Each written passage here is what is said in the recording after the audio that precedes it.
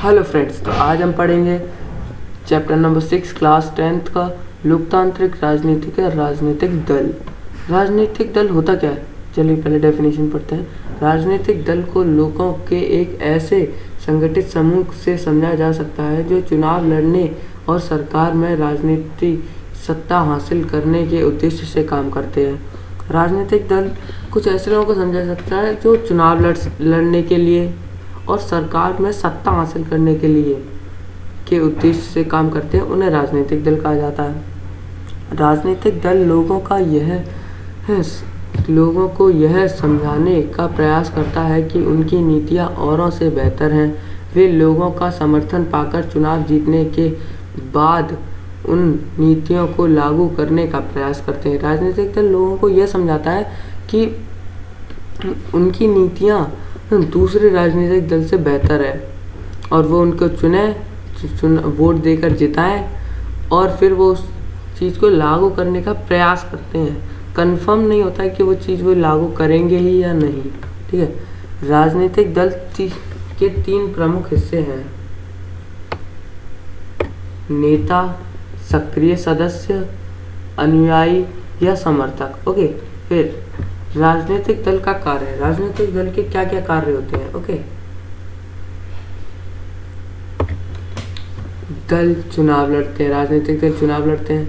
दल अलग अलग नीतियां और कार्यक्रमों को मतदाताओं के सामने रखते हैं और मतदान अपनी पसंद की नीतियां और कार्यक्रम चुनते हैं।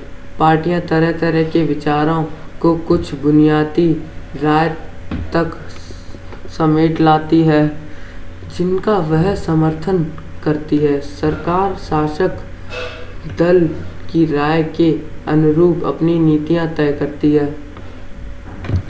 दल अलग अलग नीतियां अपनाते हैं। ठीक है। सारे दल अपनी अलग अलग नीतियां अपनाते हैं, अपनी पसंद की नीतियां और कार्यक्रम चुनते हैं। ठीक है। पार्टियां तरह तरह के विचार, सारी पार्टियों के अलग अलग विचार होते हैं और वो लोगों को अपनी नीतियों के बारे में बताते हैं कि हमारी नीतियाँ उनसे अच्छी हैं ताकि लोग उन्हें वोट दें। ठीक है।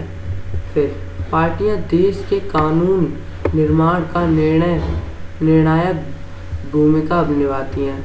पार्टियां देश में कानून में निर्णायक भूमिका निभाती हैं। क्या? जैसे कि अगर पार्लियामेंट में जैसे कोई कानून पास हो रहा है तो वो कानून तब पास होता है जब सारे पार्लियामेंट में जितने भी नेता बैठे हैं उनका समर्थन हो उसमें, तो ही वो कानून पास होता है। ओके।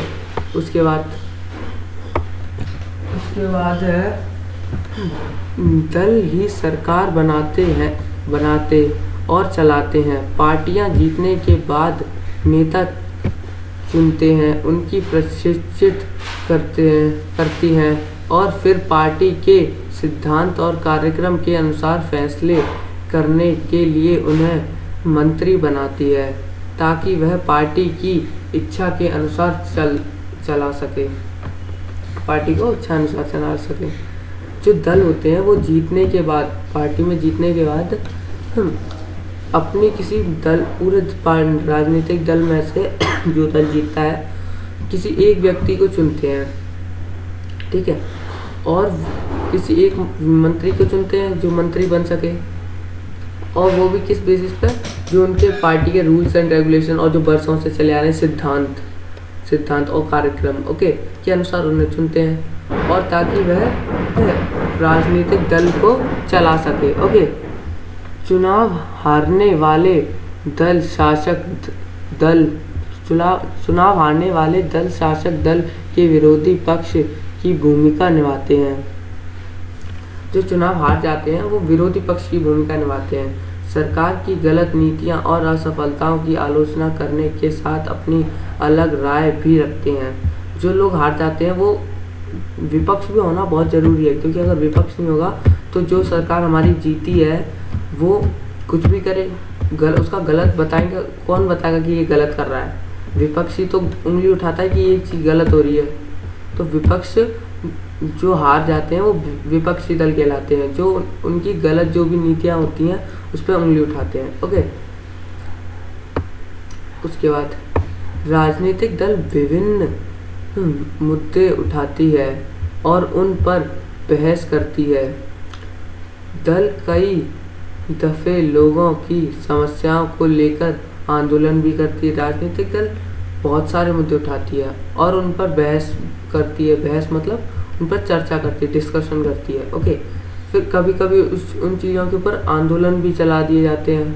ठीक है, दल ही सरकारी मशीनरी और सरकार द्वारा चलाए जाने वाले कल्याण कार्यक्रमों तक लोगों की पहुंच बनाते हैं।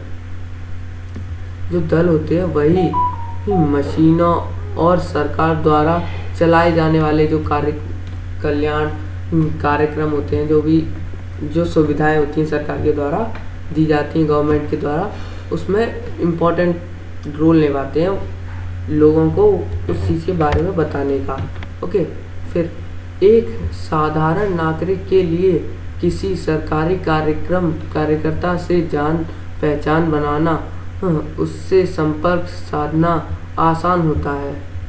एक साधारण जो कार्यकर्ता होता है उसको किसी सरकारी जो गवर्नमेंट जॉब कर रहा है उससे कांटेक्ट करने में आसानी होती है।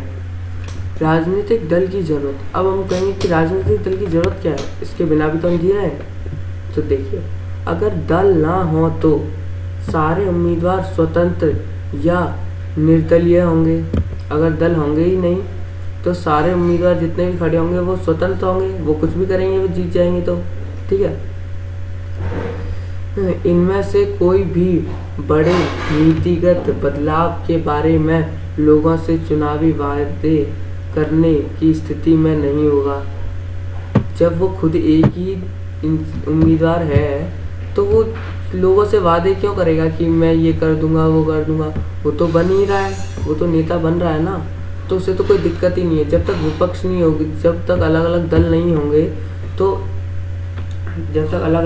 होंगे तो कैसे लोग भरोसा करेंगे, भरोसा कर सकते हैं उस पर। ठीक है, फिर सरकार बन जाएगी पर उसकी उपयोगिता सिद्धगत नहीं होगी। सरकार बन तो जाएगी पर उसकी ये थोड़ी योग्यता सिद्ध नहीं होगी कि यही सरकार बनने लायक थी, क्योंकि और कोई तो राजनीतिक दल था ही नहीं ना। फिर निर्यात प्रतिनिधि सिर्फ अपने निर्यात क्षेत्रों के लिए किए गए कामों के लिए ही दावेदार होगा। जो प्रतिनिधि होगा वो अपने क्षेत्र के लिए सिर्फ दावेदार होगा और किसी के लिए नहीं होगा। ओके, अब आगे हम बाद में कंटिन्यू करेंगे। Okay, thanks.